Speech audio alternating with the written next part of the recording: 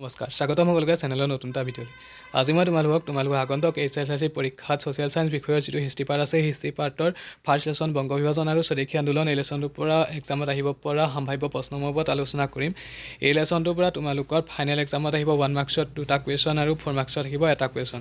তোমালোকে যিমান পাৰে ভিডিঅ'টো বন্ধুবৰ্গৰ শ্বেয়াৰ কৰি দিয়া যাতে সকলোৰে সুবিধা হয় আৰু যদি ফাৰ্ষ্ট চেনেলত ভিজিট কৰিছা দেন চেনেলটো ছাবস্ক্ৰাইব কৰি নটিফিকেশ্যনটো অল কৰি ৰাখিবা মই প্ৰত্যেকটো লেছনৰ ওপৰতে এনেদৰে কমন কুৱেশ্যনসমূহ তোমালোকক দি যাব চেষ্টা কৰিম এই লেছনটোৰ পৰা আহিব পৰা 1 নম্বৰৰ প্ৰথম সম্ভাৱ্য প্ৰশ্নটোৱে হৈছে চিপাহী বিদ্ৰোহৰ পাছত ভাৰতীয় ৰাজনৈতিক ইতিহাসৰ দ্বিতীয়টো উল্লেখযোগ্য ঘটনা কি আছিল আৰু ইয়াৰ এনচাৰটো হ'ব বংগ বিভাজন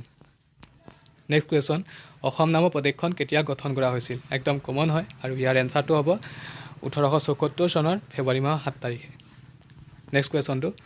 পূৰ্ববংগ আৰু অসমক লগ লগাই কোনে এখন নতুন জিলা গঠন কৰিছিল আৰু ইয়াৰ এনচাৰটো হ'ব লৰ্ড কাৰ্জনে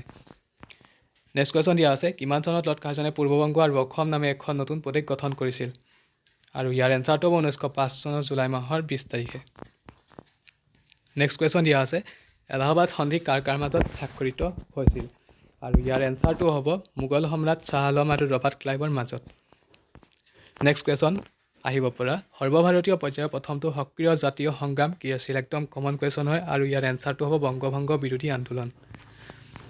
নেক্সট কুৱেশ্যন দিয়া আছে ব্ৰিটিছে ভাৰতৰ প্ৰশাসন ব্যৱস্থাটো সংস্কাৰ সাধনৰ বাবে কেতিয়া ব্যৱস্থা হাতত লৈছিল আৰু ইয়াৰ এনচাৰটো হ'ব 1857 চনৰ চিপাহী বিদ্ৰোহৰ পাছৰে পৰা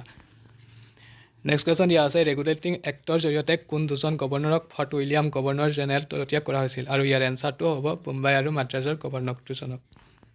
নেক্সট কুৱেশ্যন দিয়া আছে বংগ প্ৰেচিডেঞ্চিৰ গভৰ্ণৰ পদটোক কি পদলৈ উন্নীতকৰণ কৰা হৈছিল একদম কমন হয় আহি যাব পাৰে গতিকে তোমালোকে ভালদৰে চাই ৰাখিবা ইয়াৰ এনচাৰটো হ'ব গভৰ্ণৰ জেনেৰেল পদলৈ নেক্সট কুৱেশ্যন দিয়া আছে 1905 খ্ৰীষ্টাব্দৰ কোন তাৰিখে বংগ বিভাজন কাৰ্যকৰী কৰা হৈছিল আৰু ইয়াৰ এনচাৰটো হ'ব অক্টোবৰ মাহৰ 16 তাৰিখে নেক্সট কুৱেশ্যন আহিব পাৰে কোনজন ভাইচৰয়ৰ শাসনকালত বংগ বিভাজন হৈছিল ইয়াৰ এনচাৰটো হ'ব লৰ্ড নেথানিয়েল কাৰ্জন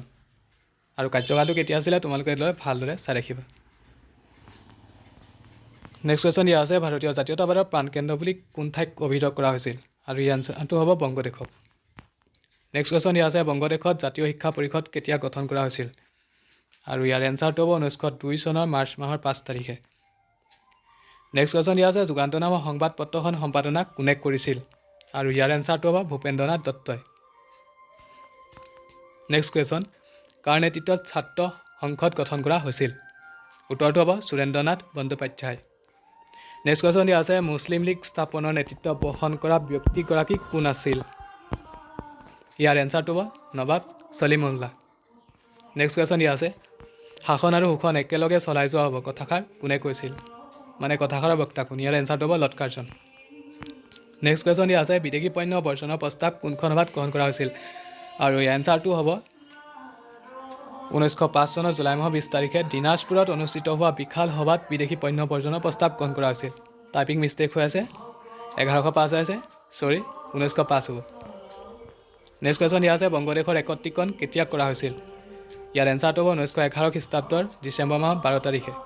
বংগদেশক একত্ৰীকৰণ কৰা হৈছিল নেক্সট একদম কমন কুৱেশ্যন হয় কাৰ পৌৰোহিত্যত অনুষ্ঠিত জাতীয় কংগ্ৰেছৰ অধিৱেশনে ভাৰতীয়ৰ বাবে স্বৰাজ বিচাৰি প্ৰস্তাৱ গ্ৰহণ কৰিছিল আৰু ইয়াৰ এনচাৰটো হ'ব দাদাভাই নৰোজীৰ পৌৰোহিত্যত অনুষ্ঠিত জাতীয় কংগ্ৰেছৰ অধিৱেশনত ভাৰতীয়সকলৰ বাবে স্বৰাজ বিচাৰি প্ৰস্তাৱ গ্ৰহণ কৰা হৈছিল 1 মাৰ্কছৰ কাৰণে হৈ গ'ল তোমালোকৰ এই লেছনৰ পৰা আকৌ কৈ দিছোঁ 1 মাৰ্কছত আহিব 2টা কুৱেশ্যন MCQ হ'ব পাৰে নতুবা চমুতৰ প্ৰশ্ন হিচাপেও আহি যাব পাৰে নেক্সট এতিয়া আছে 4 মাৰ্কছৰ কুৱেশ্যন তোমালোকৰ 4 মাৰ্কছৰ এই লেছনৰ পৰা আহিব এটা কুৱেশ্যন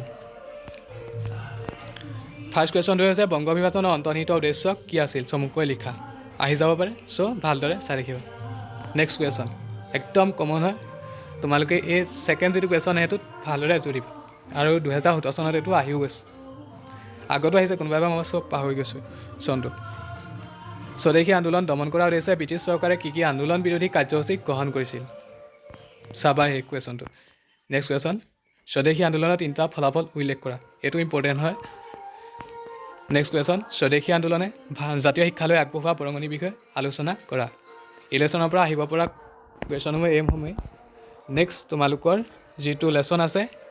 ইতিহাস ছেকেণ্ড লেছনটো সেই লেছনটোৰ ওপৰত আলোচনা কৰিম আজিলৈ ধন্যবাদ thank you love you all